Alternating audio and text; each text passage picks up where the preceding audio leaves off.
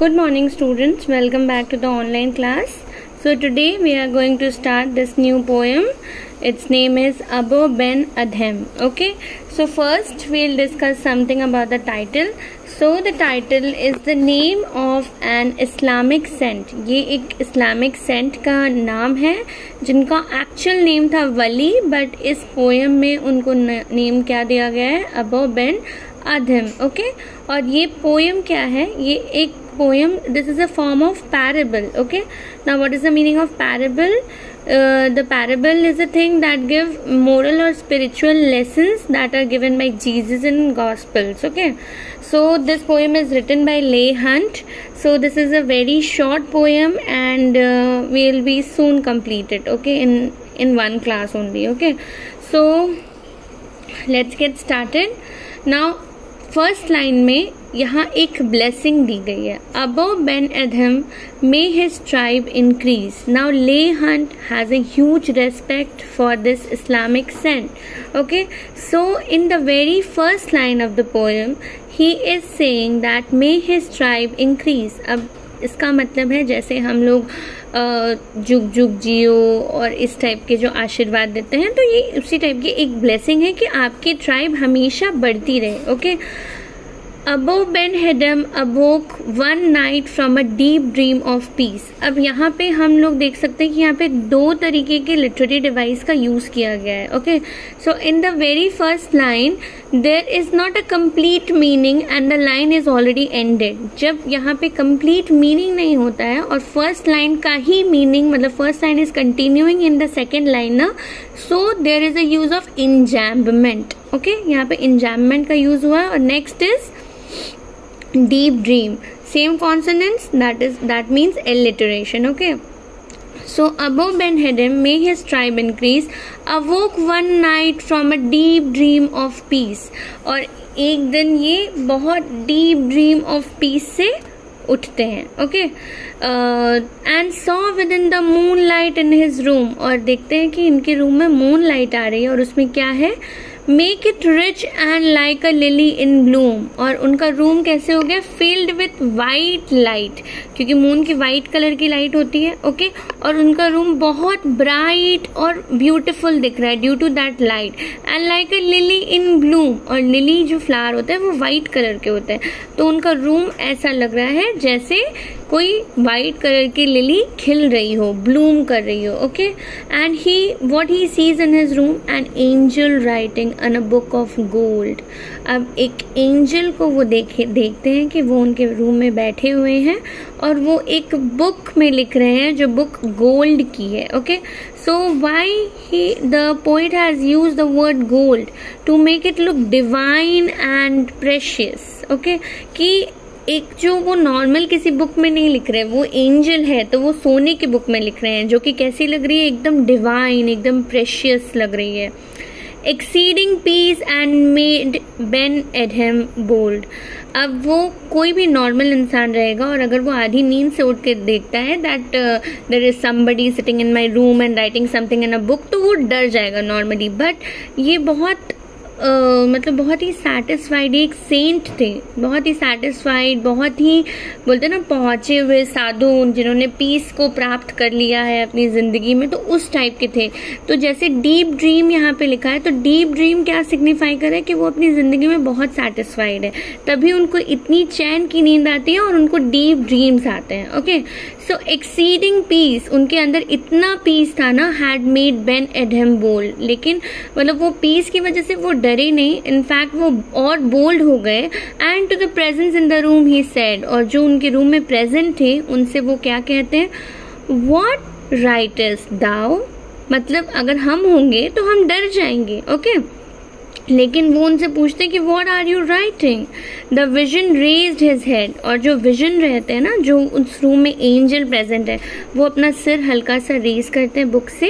And with a look made of all sweet accord, और वो एक लुक देते हैं सेंट को, अबू बेन अधम को, एक लुक देते हैं जो कि कैसा लुक रहता है, स्वीट एकॉर्ड, मतलब एक स्वीट सी स्माइल रहती है, एक जैसे एक एंजल, एक भगवान के फेस में होनी चाहिए वैसी एक स्माइल रहती है। और वो क्या आंसर देते हैं, the names of those who love the Lord, मैं उनके नेम्स लिख रहा हूँ जो लॉर्ड को प्यार करते हैं, ठीक है। एंड इज माइंड वन, अब वो आउट ऑफ क्यूरियोसिटी, क्योंकि the saint knows that he loves the God much, okay, so वो बहुत एक्साइटेड होके पूछते हैं कि क्या मेरा भी नाम है। सेड अबो, नहीं नॉट सो, वो बोलते कि नहीं आपका नाम नहीं है। अब ये सुन के अबो को खुश होना चाहिए, क्योंकि उनका नाम नहीं है तो भगवान ने उनको अपने पास बुलाया नहीं, क्योंकि उस एंजल ने जिसका नाम उस बुक पे लिखा है वो they are going to die, okay.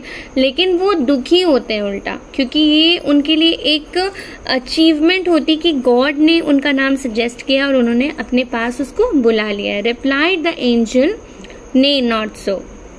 अब वो स्पोक मोर लो, अब वो ये सुन के दुखी हो जाते हैं और उनकी आवाज़ थोड़ी सी लो हो जाती है। बट चीयरली स्टिल, अब वो एक पॉजिटिव इंसान होते हैं तो वो फिर से अपने आप को अपना चेयर वापस लाके क्या बोलते हैं, आई प्रे दी देन, हम आपसे प्रे करते हैं, गुजारिश करते हैं कि write me as one that loves his fellow man, अब मेरा उस बुक में नाम लिख दीजिए जो अपने फेलो मैन से प्यार करते हैं, जो उनसे प्यार करते हैं, जो उनके साथ रहते हैं। क्योंकि as Jesus said love thy neighbour as thyself, तो उनसे जो प्यार करते हैं, जो उनके साथ रहते हैं, तो आप उस बुक में मेरा नाम लिख दीजिए, okay. The angel wrote and vanished, अब उसकी रिक्वेस्ट मान के एंजल उस बुक में उनका नाम लिख देते हैं और चले जाते हैं। The next night, okay, again we will see the use of this alliteration. The next night it came again with a great wakening light, अब नेक्स्ट नाइट वो फिर से आते हैं और फिर से उतनी ही लाइट होती है रूम में, पूरा मून लाइट भरी होती है और वो वेकनिंग लाइट होती है, इतनी रोशनी से अब वो उठ जाते हैं। And showed the names who love of God had, whom love of God had blessed, और वो उनको उस लोगों का नाम दिखाते हैं जिनको गॉड ने अपने पास बुला लिया है, ठीक है, मतलब जिनको गॉड ने बुलाया है उनके नेम लिस्ट दिखाते हैं वो। And lo means and here, और you can say and see, Ben Adhem's name led all the rest, और बेन एडहेम का नाम सबसे ऊपर होता है।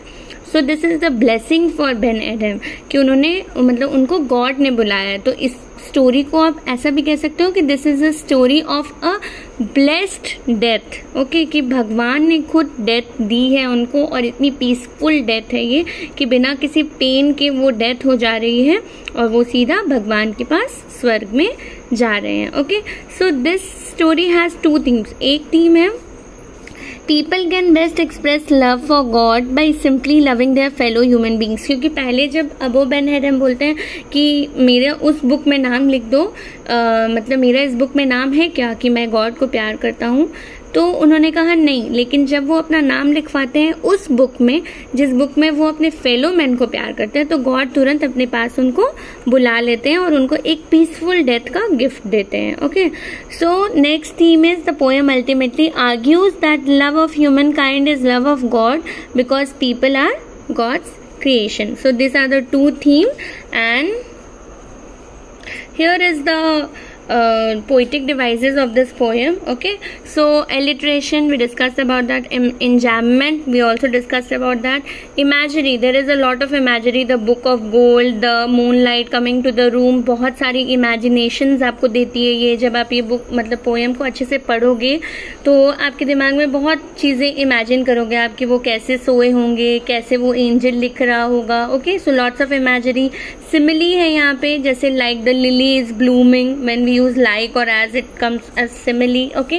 Symbolism है, how symbolism is there because here angel and light symbolizes spirituality. जब यहाँ पे किसी चीज का यूज किया जाता है, जब किसी वर्ड का यूज किया जाता है जो किसी और चीज को सिंबलाइज करता है, तो उसको हम लोग सिंबलिज्म का यूज कहते हैं। तो यहाँ पे एंजल और लाइट का यूज किस लिए किया गया है? To show spirituality, okay. So this is what the poem is. This is so very simple and easy poem, and your homework is to write the summary and to write the definition of these poetic devices and to elaborate the themes of the poem. Okay, and if you have any further doubt in this poem, you can contact me personally.